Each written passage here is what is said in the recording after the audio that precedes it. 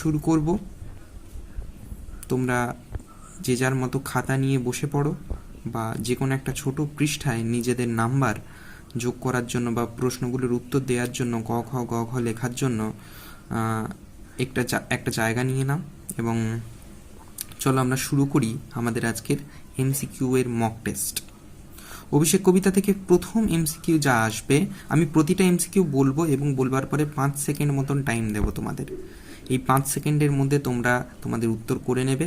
উত্তর করা হয়ে গেলে 5 সেকেন্ড পরে আমি তোমাদের উত্তর বলে দেবো এবং প্রশ্নটি আলোচনা করে দেবো। প্রতিটি প্রশ্ন করতে করতেই আমরা যাব এবং 20খানা প্রশ্ন শেষ করব। চলো শুরু করা যাক। তোমরা প্রথমেই দেখতে পাচ্ছ যেখানে প্রশ্ন রয়েছে, নাদিলা করবুর দল, করবুর শব্দের অর্থ কি? অপশন ক সৈন্য, খ রাক্ষস, গ যোদ্ধা, ঘ বানর। আমি আবারও প্রশ্নটা বলছি, নাদিলা করবুর দল, করবুর শব্দের অর্থ কি? ক সৈন্য, খ রাক্ষস, গ যোদ্ধা, ঘ বানর। তোমাদের সময় শুরু হচ্ছে এখন।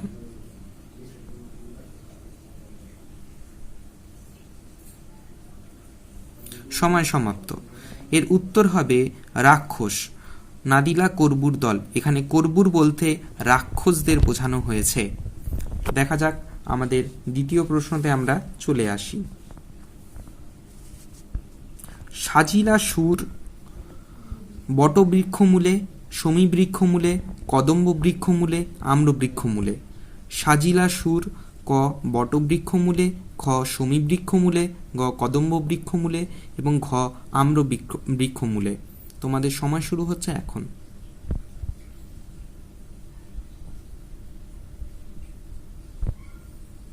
সময় সমাপ্ত। এবারে দেখে নেব, তোমরা দেখেইছো যে টেক্সটেই রয়েছে সাজিলা সুর শমীবৃক্ষমূলে।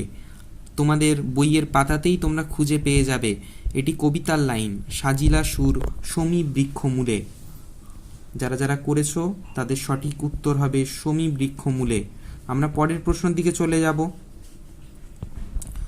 অভিষেক করিলা কুমারে, কিভাবে কুমারকে অভিষিক্ত করলেন? অভিষেক করিলা কুমারে, কিভাবে কুমারকে অভিষিক্ত করলেন? ক পাদদক দিয়ে, খ দধিদুগ্ধ দিয়ে, গ বিল্বপত্র দিয়ে, ঘ গঙ্গদক দিয়ে। তোমাদের সময় শুরু হচ্ছে এখন।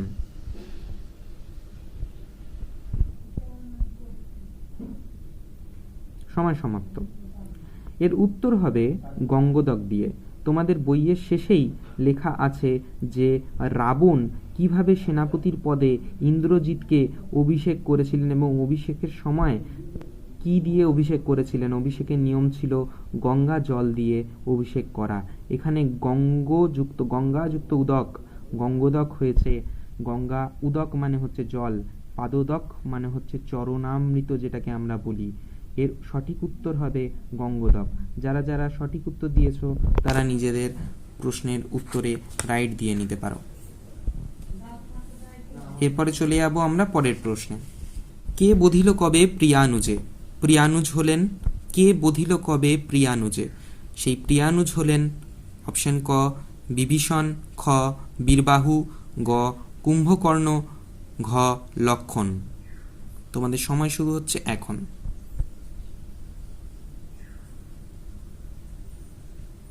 সময় সমাপ্ত। এর সঠিক উত্তর হবে বীরবাহু।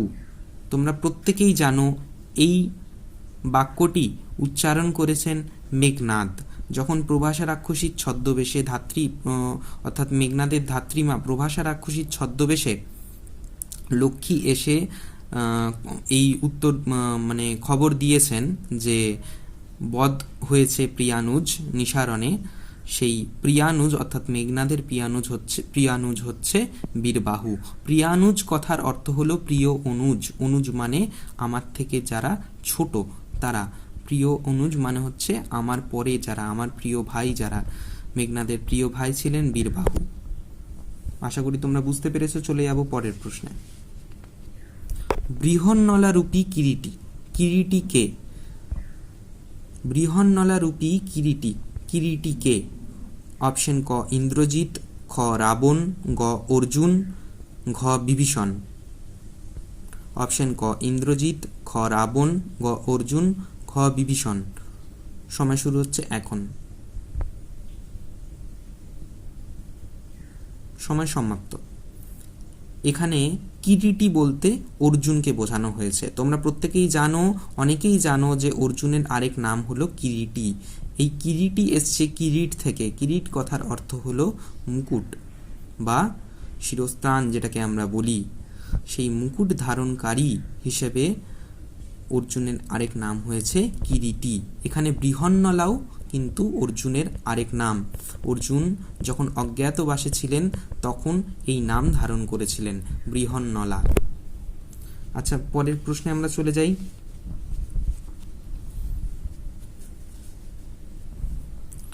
উত্তরিলা বীরদর্পে অসুরারি রিপু। এখানে অসুরারি রিপু কে? উত্তরিলা বীরদর্পে অসুরারি রিপু, এখানে অসুরারি রিপু কে? তোমাদের প্রশ্নের অপশনগুলো বলে দিচ্ছি। ক রাবণ, ঘ মেঘনাদ, গ রাঘব, ঘ বীরবাহু। ক রাবণ, খ মেঘনাদ, গ রাঘব, ঘ বীরবাহু। তোমাদের প্রশ্নের সময় শুরু হচ্ছে এখন।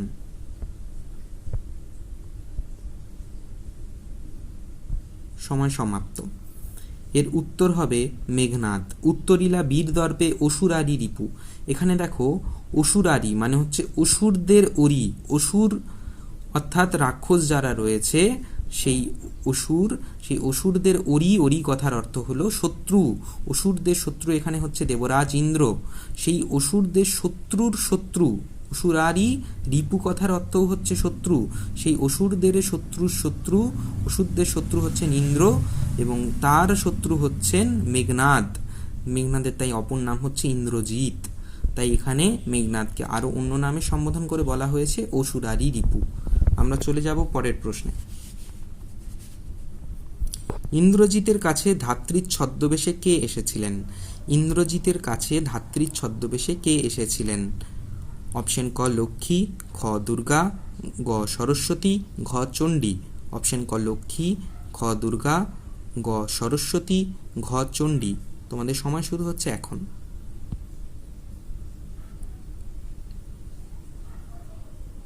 সময় সমাপ্ত। তোমরা প্রত্যেকেই জানো যে ইন্দ্রজিতের কাছে তার ধাত্রী প্রভাসা রাক্ষসীর ছদ্মবেশে এসে উপস্থিত হয়েছিলেন কে? না লক্ষ্মী দেবী। তাহলে এখানে সঠিক উত্তর কি? লক্ষ্মী। আমরা পরের প্রশ্নে চলে যাচ্ছি।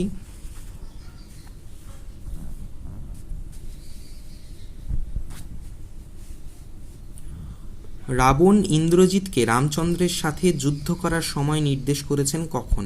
রাবণ ইন্দ্রজিৎকে রামচন্দ্রের সাথে যুদ্ধ করার সময় নির্দেশ করেছেন কখন? অপশন ক প্রদোষকালে, অপশন খ দ্বীপ্রহরে, গ অপরাহ্নে, ঘ প্রভাতে। ক প্রদোষকালে, খ দ্বীপ্রহরে, গ অপরাহ্নে, ঘ প্রভাতে। অপশন টাইম শুরু হচ্ছে তোমাদের এখন।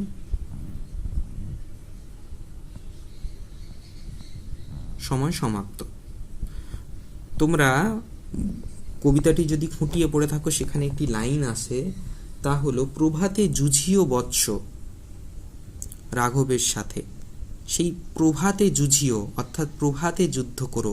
তাই এখানে সঠিক উত্তর হবে প্রভাতে। রাবণ ইন্দ্রজিৎকে রামচন্দ্রের সাথে যুদ্ধ করার সময় নির্দেশ করেছেন কখন? না প্রভাতে। পরের প্রশ্নে চলে আসি। ব্রততি বাঁধিলে সাধে করি পদ। ব্রততি কথার অর্থ কি? ব্রততি বাঁধিলে সাধে করি পদ। ব্রততি কথার অর্থ কি? ক পোকা, খ বন, গ দড়ি, ঘ লতা। তোমাদের সময় শুরু হচ্ছে এখন।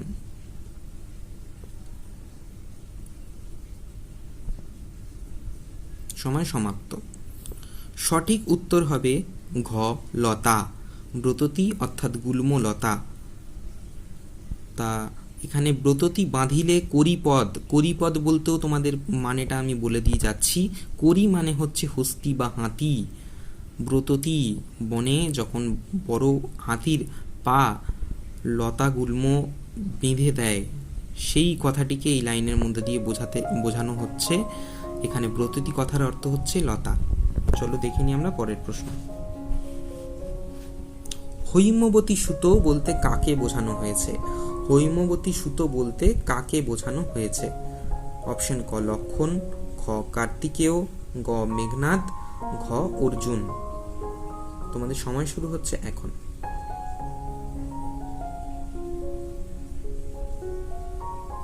সময় সমাপ্ত। এখানে হৈমবতী অর্থাৎ গিরি গৌরী, গৌরী বা দুর্গা, হৈমবতী সুতো দুর্গার পুত্র কার্তিকের কথা বলা হয়েছে, কারণ হৈমবতী সুতো তারকাসুরকে বধ করতে গিয়েছিলেন। তারকাসুরকে বধ করতে গেছিলেন যে হৈমবতী সুতো, সেই হৈমবতী সুতো হচ্ছে কার্তিক, কুমার কার্তিক। হৈমবতী সুতো বলতে দুজনকেই বোঝানো হয়, এক গণেশ, দুই কার্তিককে, কিন্তু এইখানে যেহেতু তারকাসুর বধের কথা বলা হয়েছিল এই টেক্সটে, সেই কারণেই এর উত্তর হবে কুমার কার্তিক বা কার্তিকেয়। পরের প্রশ্নে চলে যাই আমরা। সাজিলা সুর সমী বৃক্ষমূলে, যাকে সুর বলে চিহ্নিত করা হয়েছে তিনি কে? সাজিলা সুর সমী বৃক্ষমূলে, যাকে সুর বলে চিহ্নিত করা হয়েছে তিনি কে?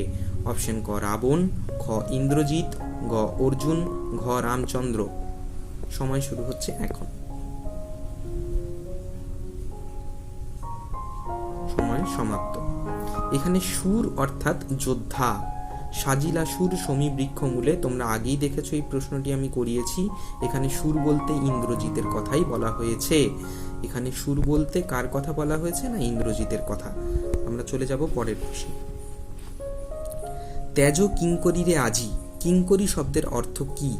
তেজ কিঙ্করীরে আজি, কিঙ্করী শব্দের অর্থ কি? অপশন ক কিন্নরী, অপশন খ সেবিকা, অপশন গ ললনা, ঘ কিঙ্কিনী।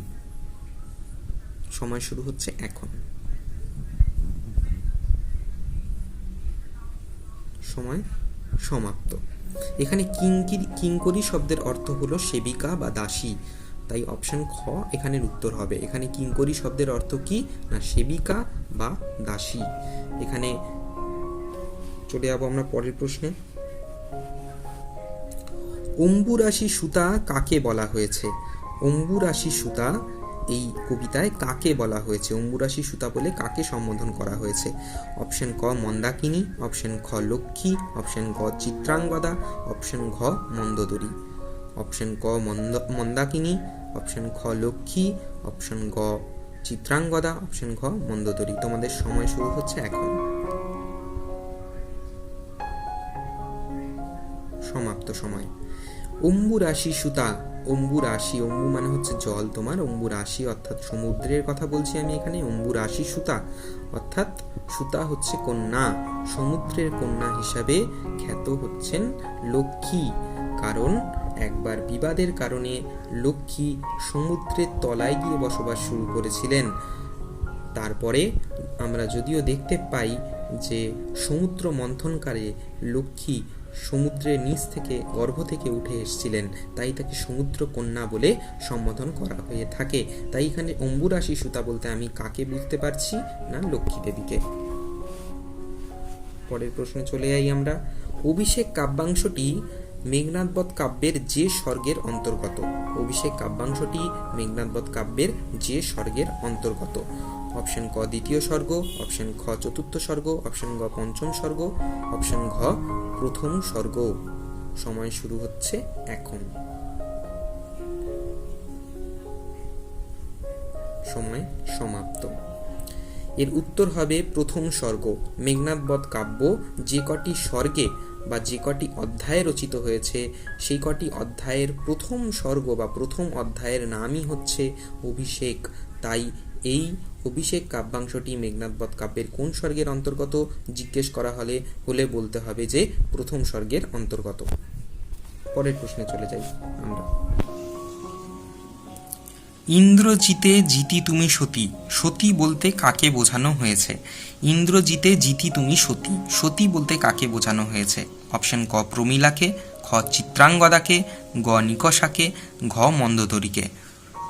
তোমাদের সময় শুরু হচ্ছে এখন।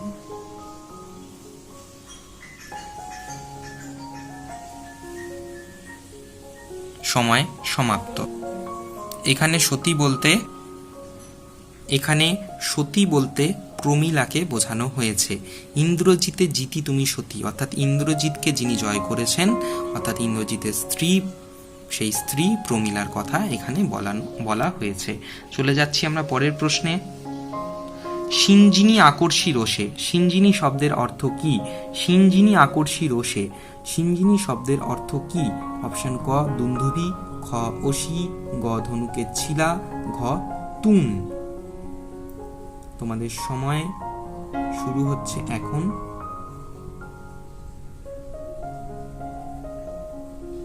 সময় সমাপ্ত। এখানে সিঞ্জিনী শব্দের অর্থ হলো ধনুকের ছিলা, ধনুর গুণ, ধনুকের ছিলা বা ধনুকের জ্যা, এই তিনটের মধ্যে যা থাকবে সেটাই তোমরা পরীক্ষার হলে লিখবে। তোমাদের পরের প্রশ্নে আমরা চলে যাই। কে কবে শুনেছে পুত্র ড্যাশ শূন্যস্থান পূরণ করো। কে কবে শুনেছে পুত্র ড্যাশ শূন্যস্থান পূরণ করো। অপশন ক ভাসে শিলা জলে, খ ভাসে শ্যাওলা জলে, গ পাষাণ কথা বলে, ঘ ভাসে মানুষ জলে। অপশন ক ভাসে শিলা জলে, খ ভাসে শ্যাওলা জলে, গ পাষাণ কথা বলে, ঘ ভাসে মানুষ জলে। তোমাদের সময় শুরু হচ্ছে এখন। সময় সমাপ্ত। এখানে তোমরা বইয়ের লাইন ধরে মেলালে বুঝতেই পারবে যে কে কবে শুনেছে পুত্র ভাসে শিলা জলে। রামচন্দ্র যে সেতু নির্মাণ করে লঙ্কায় এসেছিলেন বা উপস্থিত হয়েছিলেন, সেই সেতু নির্মাণ ছিল এক অত্যাশ্চর্য বা বিস্ময়কর ঘটনা। জলে কখনো পাথর ভাসতে পারে না, তবু রামচন্দ্রের নাম লেখা পাথর জলে ভেসেছিল। সেই মায়ার কথা রাবণ তার পুত্র ইন্দ্রজিৎকে বিস্ময়ের সুরে, হতাশার সুরে বলবার সময় এই কথা বলেছেন। কে কবে শুনেছে পুত্র ভাসে শিলা জলে। আমরা চলে যাব পরের প্রশ্নে। সেনাপতি পদে রাবণ কাকে বরণ করার কথা বলেছেন? সেনাপতি পদে রাবণ কাকে বরণ করার কথা বলেছেন? অপশন ক বিভীষণকে, খ প্রমীলাকে, গ কুম্ভকর্ণকে, ঘ ইন্দ্রজিৎ বা মেঘনাদকে। তোমাদের সময় শুরু হচ্ছে এখন। সময় সমাপ্ত। তোমরা প্রত্যেকেই জানো যে এখানে সেনাপতি পদে একমাত্র একজনকেই বরণ বা অভিষেক করে নেওয়ার কথা বলা হয়েছে। তিনি হলেন আর কেউ নন, ইন্দ্রজিৎ বা মেঘনাদ। পরের প্রশ্নে চলে এসেছি আমরা। তা হলো পক্ষীন্দ্র যথা নাদে মেঘ মাঝে, পক্ষীন্দ্র কে? পক্ষীন্দ্র যথা নাদে মেঘ মাঝে, পক্ষীন্দ্র কে? পক্ষীন্দ্র কে? অপশন ক গরুর, খ শকুন, গ চিল, ঘ বাজ পাখি। ক গরুর, খ শকুন, গ চিল, ঘ বাজ পাখি। তোমাদের সময় শুরু হয়ে গেছে। সময় সমাপ্ত। এখানে পক্ষীন্দ্র কথার অর্থ হলো পক্ষীর ইন্দ্র, অর্থাৎ পাখিদের যে রাজা, সেই পাখিদের রাজা বলতে এখানে গরুরকে বোঝানো হয়েছে। যে গরুর পাখির কথা আমরা পড়েছি, আমাদের এক মিথোলজিক্যাল ক্যারেক্টার, যাকে আমরা বিষ্ণুর বাহন রূপে চিনি, সেই গরুর হলো পক্ষীন্দ্র। পরের প্রশ্নে চলে যাই এবং শেষ প্রশ্নে চলে আসছি আমরা। হেথা আমি বামা দল মাঝে, বামা শব্দের অর্থ কি? হেথা আমি বামা দল মাঝে, বামা শব্দের অর্থ কি? অপশন ক দেবী, খ রাক্ষস, গ নারী, ঘ পুরুষ। তোমাদের সময় শুরু হয়ে গেছে। সময় সমাপ্ত। এখানে বামা শব্দের অর্থ হলো নারী। হেথা আমি বামা দল মাঝে, বামা শব্দের অর্থ হলো নারী। বামা, ধ্বনি, বালা, এই সমস্ত শব্দের অর্থ হলো নারী। আশা করি তোমরা তোমাদের এই মক টেস্ট দিয়ে তোমাদের ভালো লেগেছে, তোমরা মনে মনে আনন্দিত হয়েছো। যারা প্রশ্নের উত্তর পেরেছো তাদের আরও আনন্দের কারণ একটাই, যে মাধ্যমিকের এক বড় কবিতা বা এক কঠিন কবিতা অভিষেককে আমরা গল্পের ছলে, আড্ডার ছলে আজ অনেকটা আরও সহজ করে নিতে পারলাম। তোমাদের কাদের কেমন স্কোর হয়েছে তা আমাকে জানাতে ভুলো না।